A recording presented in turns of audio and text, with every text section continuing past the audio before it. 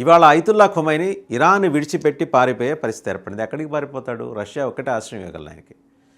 So ఈ పరిస్థితుల్లో అసలు ఎందుకు ఇరాన్లో ఏం జరుగుతోందంటే ఆర్థిక సంక్షోభం, పెరుగుతున్న నిరసనలు, భద్రతా దళాల్లో విభేదాలు, ప్రత్యేకంగా సెక్యూరిటీ ఫోర్సెస్ మధ్య, ఆర్మీ, ఎయిర్ ఫోర్స్ వాటి మధ్య చాలా విభేదాలు ఉన్నాయి.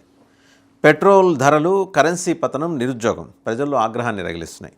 ఈ నేపథ్యంలో సుప్రీం లీడర్ అయిన అయతుల్లా ఖొమైనీ రష్యాకి పారిపోయాడా లేకపోతే పారిపోబోతున్నాడా ఇతమిద్దంగా చెప్పలేకపోతున్నప్పటికీ ఆల్రెడీ పారిపోయాడన్న సమాచారం అయితే ఖచ్చితంగా ఉంది. ప్రజా ఉద్యమాలు, మహిళా హక్కుల కోసం ఆర్థిక సమస్యల మీద నిరసనలు విస్తృతమవటం, సైన్యం, పోలీసు దళాల ఆదేశాలు పాటించకపోవటం, ఇవన్నీ ప్రధాన భూమిక పోషిస్తున్నాయి. ఖొమైనీకి సెటాద్ లాంటి ఫౌండేషన్ల ద్వారా బిలియన్ల డాలర్ల ఆస్తులు ఉన్నాయి.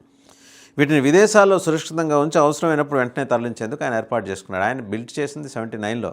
ఇమాజిన్, 46 సంవత్సరాల క్రితం ఆయన నిర్మించిన ఈ సామ్రాజ్యం. మాస్కోతోటి, రష్యాతోటి ఎలాంటి సంబంధాలు ఉన్నాయంటే ఇరాన్కు సైనిక, ఆర్థిక సంబంధాలు బలంగా ఉన్నాయి. కాబట్టి ఖొమైనీకి రష్యా సురక్షిత ఆశ్రయం అవుతుందని చెప్పేసి విశ్లేషకుల భావన. షా నుంచి ఎలా అధికారం చేజిక్కించుకున్నాడు ఈయన? 1979లో ఇస్లామిక్ విప్లవం తీసుకొచ్చాడు ఈయన. షా మహమ్మద్ రజా పహ్లవీ పాలనలో అవినీతి, పాశ్చాత్య అనుకూల విధానాలు ప్రజల్లో అసంతృప్తి రేపాయి. అయతుల్లా ఖొమైనీ ఏం చేశాడంటే, అప్పటికి ఫ్రాన్స్లో ప్రవాసంలో ఉన్నాడు ఆయన. ఈ విప్లవానికి నాయకత్వం వహించి షా పాలనని కూల్చేశాడు. ఈయన ఎదుగుదల కూడా చాలా చిత్రంగా ఉంటుంది.